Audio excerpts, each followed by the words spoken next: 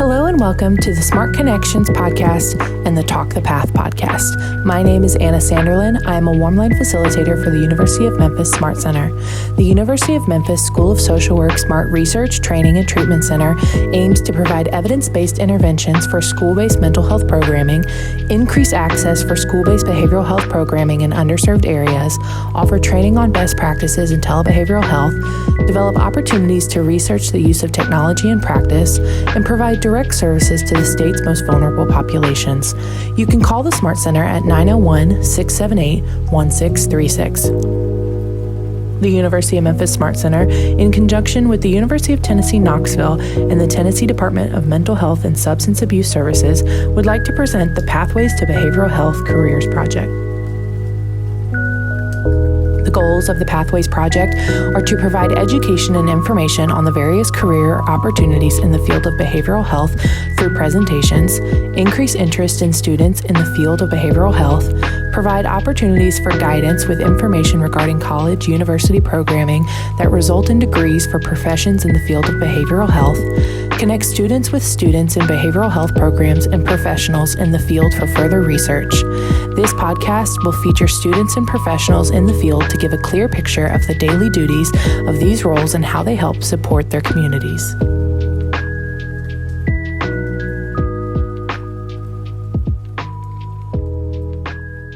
Sure, yeah. So my name is Mark Tipton, and I am the Director of K-12 Partnerships for Care Solace. My background is I was an English major in college, history minor, and wanted to teach and coach. And so I spent the first 12 years after graduating from college at Austin Peay State University as a high school English teacher, football coach. I got recruited out of that classroom by an educational sales company. They came to do a presentation to us and ended up hiring me to come to work for them. So for the past 28 years, I've been working in that space, bringing innovative products and services to educators all over the Southeast. So in my role at Care Solace, I've been working all over the Southeast. I actually launched Care Solace into the Southeast. We began in California and San Diego in 2016, and then has since expanded nationwide. We're in over 40 states now nationwide. Wow. That is so interesting. So they came to essentially do a sales pitch and they saw in you something so special. They were like, please come to work with us. They saw whether it was special or not, but I remember asking them why. And they said, you just asked some really insightful questions during our presentation. And we decided at that moment, as soon as something opened up, we were going to offer you a job. So well, that's awesome. That was 28 years ago. Yeah. Well, and it certainly was the right move for you to be there with such really longevity. Yeah. You know, and the sales, I mean, the growth of the company, seems like it just completely blossomed. Yeah. How did the company and you manage to, have such expansive growth, but still maintain, I'm sure, fidelity to your mission and goals and your model? Yeah. Right place, right service, right time. Mm-hmm. Literally, our company was founded, our owner, our founder, our CEO, his name is Chad Castorita. And Chad, as a young man, struggled with depression. Mm-hmm. Chad's father was a superintendent of schools. Mom was a high school teacher. So they had every resource you would think available to them, right? Mm-hmm. But they didn't know how to help him. They didn't know where to go. They didn't know who to call. They didn't know how to navigate the process. And so Chad, like most, he self-medicated with alcohol first and then progressed to drugs. And his parents said, you can't bring that stuff in our home. I'm the superintendent of schools. You can't have it. So it's either you got to choose your lifestyle or you got to go. Well, he chose to go. And so he left home and was homeless for a period of time. Imagine the son of a superintendent of schools being on the streets. Wow. That's where it led him. And as he began to seek real help and to dig his way out of that pit, he experienced firsthand every obstacle, challenge there was. From insurance to do you speak my language, to do you have the right specialty and capacity? What are the wait times? I mean, he had to deal with every one of those to get help. And so as he got back on his feet, he realized somebody has to do something. And so Care Solace was born out of his own personal journey. But that was that was right, in 2016 is when it started. And then the pandemic hit in 2020. And so the entire world, not just, our country or our state, but people were isolated and they were experiencing depression and anxiety like never before. And so every school district in the country was looking for how can we meet this increased demand for services. And so basically what we did, we developed a platform. It connects those who can provide help to those who need help. And we remove all the obstacles and barriers that stand in between them. And it sounds, the way you put it, it sounds so simple, but it really is something that takes a lot of developing like a framework, categorizing, making sure the referrals are appropriate, making sure when they follow through how it impacted them.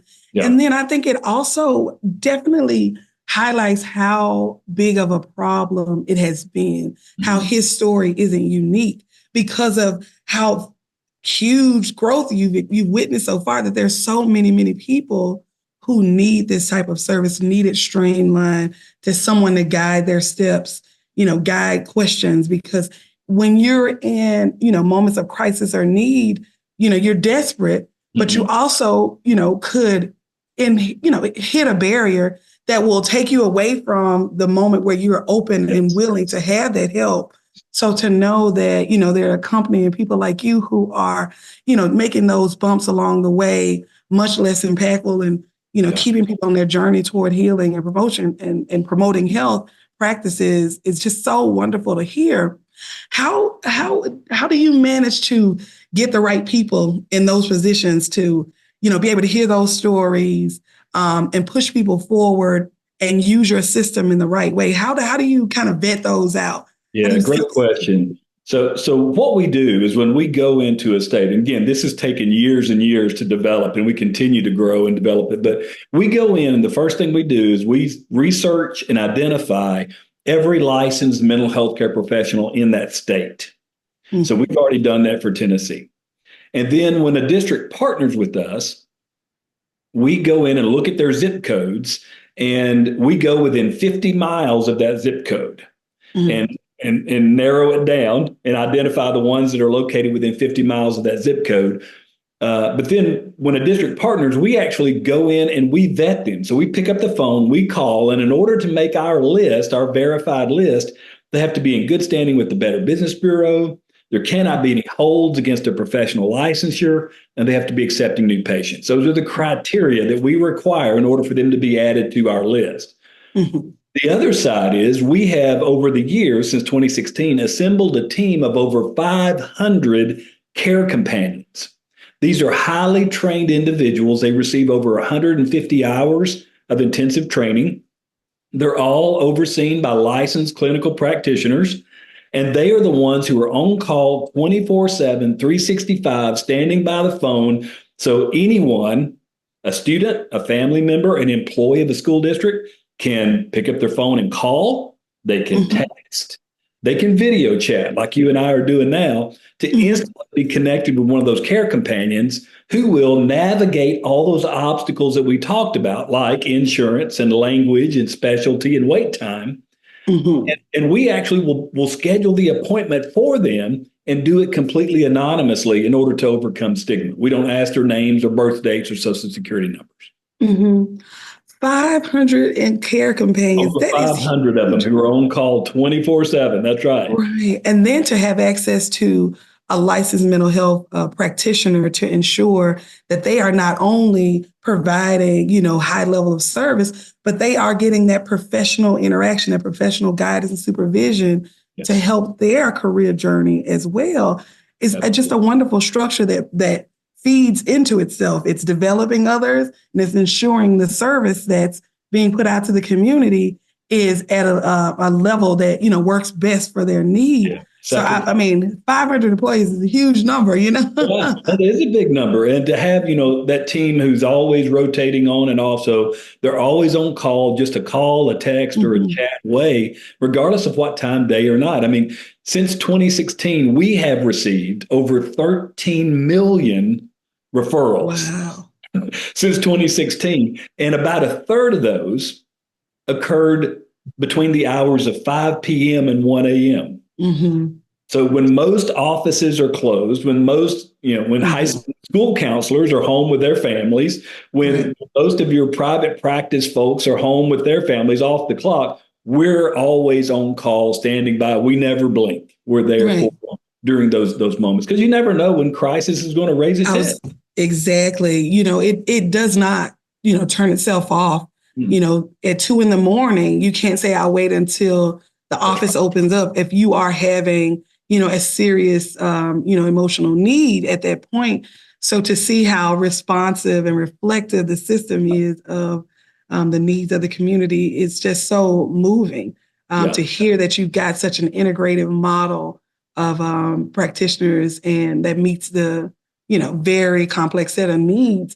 And I feel like when it comes out of personal need, as you mentioned, you keep an open mind. And so it helps to develop a system that is almost like, what are new things that are coming out? As you said, the pandemic happened and people were isolated and they had higher level needs than they had before, or new needs that they never realized. And so I'm sure you all had to talk to insurance titans and let them know, hey, we have to adjust because there's a new set of needs. And all of that was born out of how can I create a system, a company that will address the needs that, I saw my own family members struggle with and help them get to a place of success. So it's just, this model really seems to be an answer that we all, look for. And I'm really glad that students will get to, hear and see this type of work, because a lot of time my exposures are agencies that have been around for a very long time. Your hands are kind of tied by bureaucratic tape or just policy, guidances that might have been in place for decades. Right. So to know that there are entities such as your company out there that have around the clock, assistance for them that helps them, still abide by whatever entities they might be working for. But this is a resource that can get that help in a much quicker time, and, in ways that we typically haven't utilized. Because now that we have text and we have, the video models to be able to receive help, it's cut down on a lot of those older barriers like transportation and, language barriers and things like that. We've got AI that can help translate things, So I think it's really, really wonderful to hear that those two kind of systems can be aligned and students can, use that resource. What do you all take? All types of insurance, or what type of payment? Great question. So one of the things, as you were talking, it reminded me, in just about every conversation I have with school counselors, they will tell me you can just about count on it. Friday afternoon, the last day before a break, or right at the end of school before summer, there's going to be a crisis that's going to happen. They tell me, Fridays at 3:00, we're all on guard because that's when it's going to happen. It's amazing how when you enter those moments of, when they're going to be away or off, how that can trigger some things. And again, that's when we're always on call. The other thing you mentioned was, insurance. How do we navigate that? So when someone reaches out to us, and they can either go through it on their own, completely anonymously on our platform, there's just some simple, basic questions on the screen. Or if they want to connect with one of our care companions with a text or a call or a chat, we will ask a few questions. One of them is, how are you going to pay for this? And so we have already built into the platform, we've already identified every insurance company that does business in that state. Okay. And so they can go in, if they have insurance, they can just click their insurance or tell us what it is. If it's private insurance, if it's public, if it's Medicare, Medicaid, TennCare, whatever it may be, we have all those listed. They can let us know or select that. Even if they have no insurance at all, every single day, our care companions connect individuals with no insurance to highly qualified licensed mental health care professionals who will see them either on a free or a sliding scale based on their ability to pay. We do it every day. Wow. And there. So having insurance or not having insurance is not an obstacle to getting connected to care. Oh, that's amazing to hear. I mean, what a wonderful resource that it is that won't, continue to be a barrier as you all expand across as many states and territories Yeah. as possible. Because it does not discriminate anyway when you need that type of help, from higher socioeconomic status to, across all, living situations, there is always a need. And so to hear that, you've already done the groundwork with figuring out what insurances that might apply. And if not, there's still resources out there for those who might not have anything Right. is, I think, really good for students to hear because it helps them learn about the need to always use those skills they learn in school with motivation interviewing to get the information that's most appropriate, that matters, so that those connections can be made and that they're tenable and that they work. So I just love hearing that you've already done so much of the groundwork, That's that what we've been talking about is the anonymous confidential platform where any student or family or staff member can go. Mm-hmm. We've also created a unique secure platform just for school counselors when they need to make a referral. So when someone is identified, all they have to do is go into their secure system, click a button to make the referral.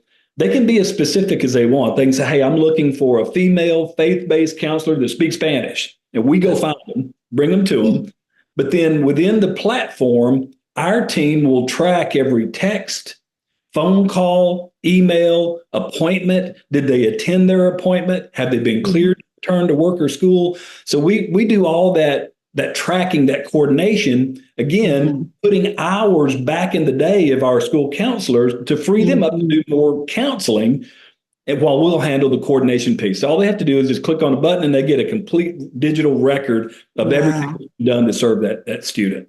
Oh, that's great, because we know school counselors are often covering more than one school or more than one geographical area. So to have a system to be able to track things, track referrals, definitely can help their efficiency and their reach for students and have a more personalized touch with informed information using systems like this. Yeah, they often tell us, I can give them a list of names and numbers and hope they call somebody. But when they walk out of my office, I don't know. I lose track, out of the loop. I don't know if they're getting there or not. Now, everyone will know exactly what's being done to serve them. They are. Yeah. Yes. That's awesome. And we'd love for you to share, those resources. We have places that we place this information for families, for community members, so that it can be accessed and utilized, and hopefully continue to expand your outreach after the podcast is scheduled. Yeah. We'd love to have that. Sure. So I just wanted to move forward with another question. And I think our next question is, did you always know you wanted to, be in your position that you were in? But I heard you mention earlier you were kind of in sports and then you transitioned over. I was. So if you could just talk a little bit about that change. It's amazing how life's journeys lead you through a path and how you end up where you are and the journey that you took to get there. But, I started out as a teacher and a coach, and that's what I wanted to do. I had teachers and coaches who poured into me as a kid and made a huge impact on my life. And so I wanted to pay that forward and do the same for other kids. And so that's why I chose that profession. And then, as doors opened and opportunities came and life changed, and I took some risks and some chances and explored some opportunities that, that others may not. It led me down that road. But another thing I wanted to make sure we pointed out here is that not only did our owner, our founder, our CEO experience this, but nearly every employee at Care Solace has a story of some kind. That will explain and really illustrate how far-reaching mental health and struggles of anxiety and depression and other things can be. For me personally, I never knew it was gonna come to this, but early in my teaching coaching career, I had one of my own football players take his own life. I saw him in workouts one afternoon. I thought everything was fine. I didn't notice there was anything going on. And then I pull into the parking lot the next morning, and his teammates rush over to my vehicle and they share the tragic news. And I often wondered, what did I miss? And how could I have helped? And now that Care Solace exists, what if he could have picked up a phone and texted or called somebody that night?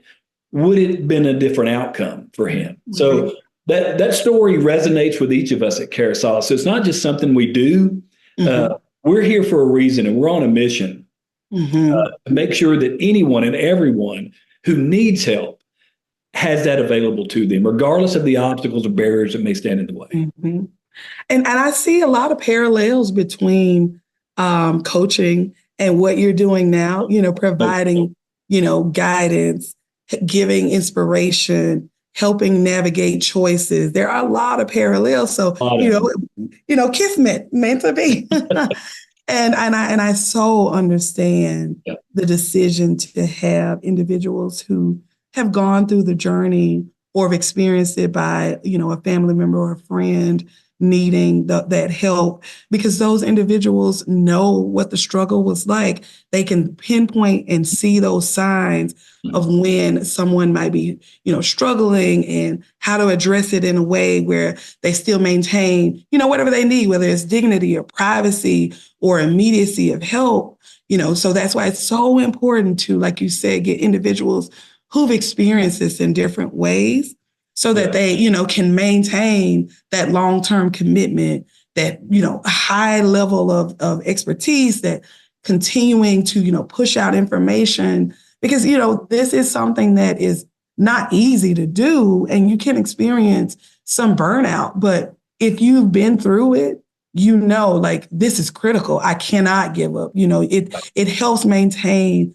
the high level of dedication that's so critical in these fields. So to make a choice to, seek out individuals who understand that journey so intimately, I think it's such a wonderful and pragmatic decision, that, of course, shows how your company has experienced so much growth, because, you want to see these individuals succeed. And then you in turn are, internalizing and getting value out of the work that you do. You see the importance of it.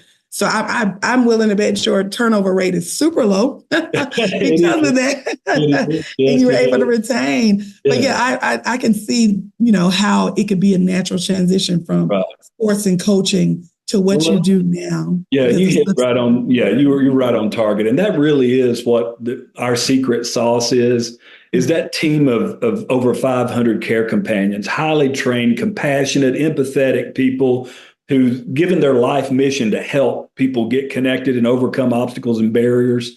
That really is what differentiates us from everybody else out there. I mean, there are some that'll connect you to telehealth, but if you want an in-person meeting, we'll schedule that in-person face-to-face meeting. If you're not happy with that first appointment, for whatever reason, you may not feel comfortable talking to them, we'll find you another one. If you want telehealth, we can do that. I mean, so whatever your need may be, our team is dedicated to doing whatever it takes to get it done and to make sure that people are getting the help that they need. Every single day we talk to school counselors, and I asked this question: for every one student who is identified as needing help, how many more are walking the halls that we know nothing about? How many of them go home to homes that are in complete chaos? Right. How many of your own employees, your teachers, especially post-pandemic, are suffering in silence and are afraid to say anything because they're afraid they may lose their job if they say they need help? So having that anonymous, confidential pathway for them to get connected to care is absolutely critical. Absolutely. It really is.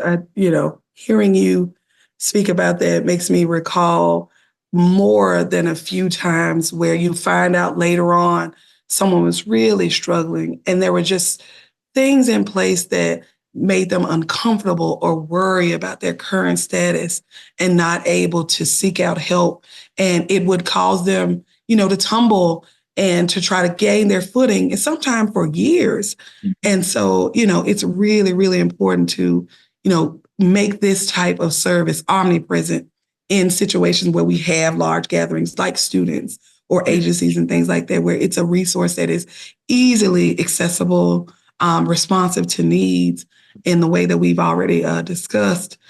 Because I just think of so many individuals I've encountered who, have spent some time trying to figure things out because they just didn't know where to go or we're afraid of getting help. So I just, I'm hearing that just, feels really, really good. And I'm glad that, we're talking about this so people can access it and know, it exists and it's easy to, access. I really, really am happy to hear that. That's a definite key. And one of the things you just mentioned is the time.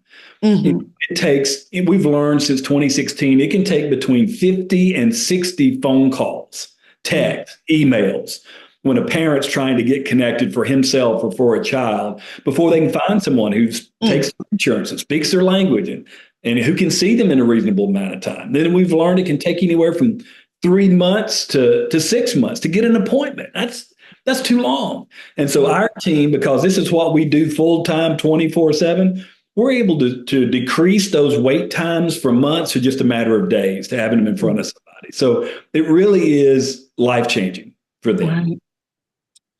I agree wholeheartedly. Any reduction in wait and scheduling, because the referral and linkage process is often seen as something that's quick and done fairly easily, but it really isn't. That's where we lose a lot of individuals who are trying to get care because of those 50 to 60 texts, because of the long wait list, because you can't find specific providers. So if we are centering the voice and the need of those who are seeking services and doing it in a way where it's led by what is best, what do you need specifically, what's most appropriate by individuals who are impassioned, who understand the necessity of getting the referral done as quickly and succinctly as possible, then, we hopefully will see a super high utilization of these services over time, so that, we don't have so many people who are kind of just lost and waiting on my next moment or, the person who most fits my needs. So I just, I continue to hold it as a huge goal moving forward, and know people like your places like your company exist will certainly be integral in that happening. Stigma is so real and it's strong. And when somebody finally gets to the point where they know they need help, they're still afraid.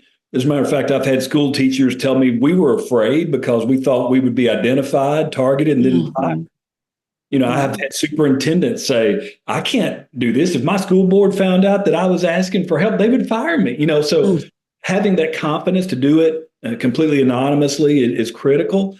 But you're right. And so what we've learned is only 18% of the people who begin that journey to get connected to care can successfully navigate the obstacles of insurance, language, specialty, wait time.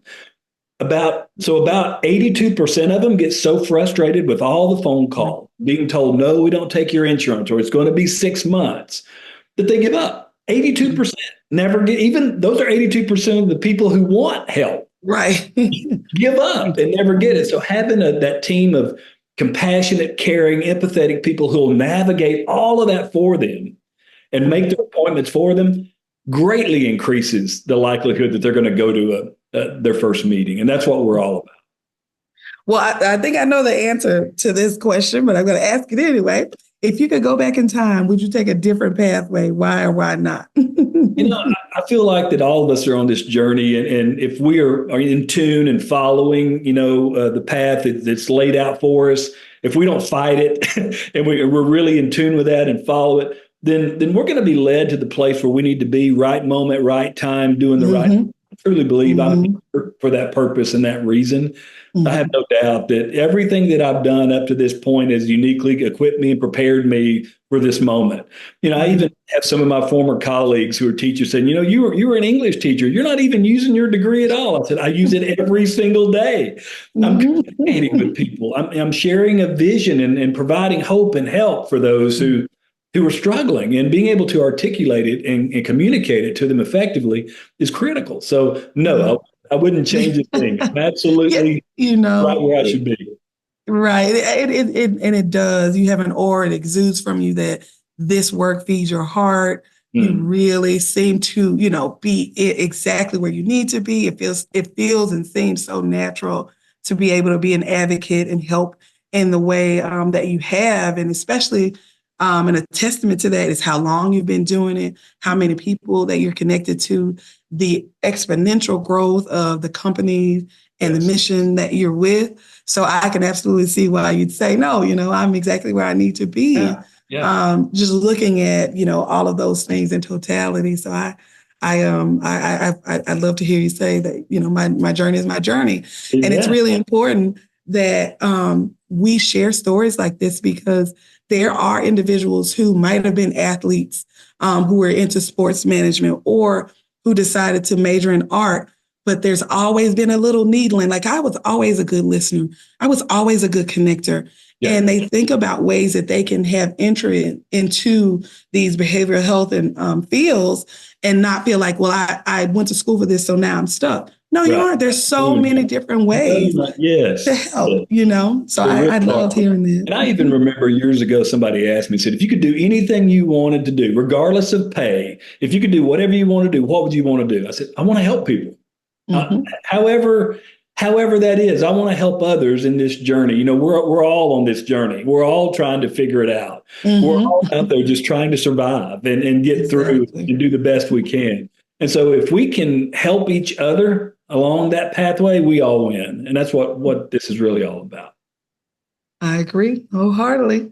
Our last question is, what would you suggest to young people who are trying to identify whether or not a possible career in a behavioral health field or an adjacent field would be a good choice for them? Yeah, well, the need is great, and it's not going to get any better. If you look at the world that we live in, from the effects of social media on young people to all of the other obstacles, drug and alcohol abuse, and all the other things that are out there, the homeless population, mental illness, anxiety, depression. I mean, so many young people are so fearful that there's not going to be a future for them. I mean, we're seeing fewer and fewer people go into the field of education.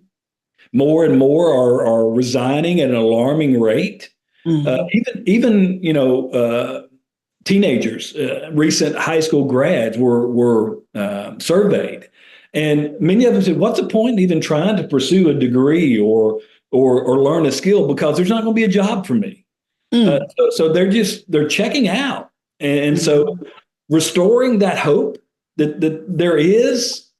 There's going to be a position. There's always going to be a need for kind, compassionate, caring, intelligent, hardworking people who will show up on time and who will do a good job and give a great effort. And there's always going to be a place for us. And so I would encourage, this is a place where the need's going to be great. The demand is great. The opportunities are there. And regardless of what your technical training might be, there's a way that you can plug in and help. I mean, just like me, I was an English major. Who would have thought that would have ever led to the path where I am now? But here I am. And so I would encourage others to look at, consider, find ways to help and make a difference, because all of the things that we talked about, all those social issues that we're facing, so many of them can be traced back to a mental illness or anxiety or depression or something, a trauma that someone has experienced that's never been dealt with. And so being able to address that and direct people to care, just think about all the ways it's going to improve our society and our communities. So I would really encourage others to consider looking into that.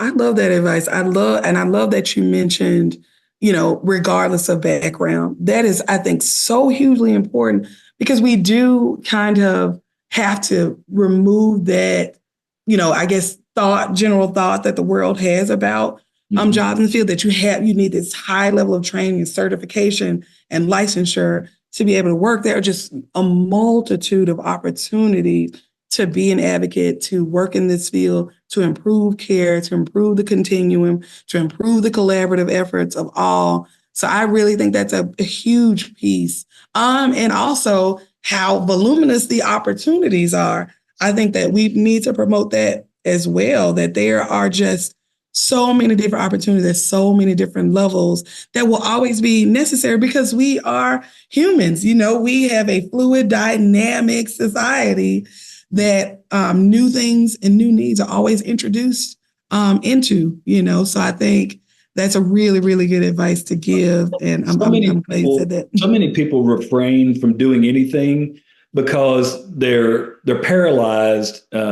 We call it paralysis by analysis. They feel like, I'm not an expert in that field, so I can't do anything. You can make a difference right where you are with the tools and resources and knowledge base that you have now. You can begin making a difference in someone's life now while you continue to grow and achieve and pursue. But you don't have to wait until you become the world's foremost authority in that field. Right? But we are paralyzed and don't do anything because we think we're not equipped or trained or qualified. Yeah, I agree. We'll lead the charge. You can do it. Plug in and play. Well, thank you so much. I really, really enjoyed talking with you today, and you sharing all of the wonderful resources that you have and your personal journey.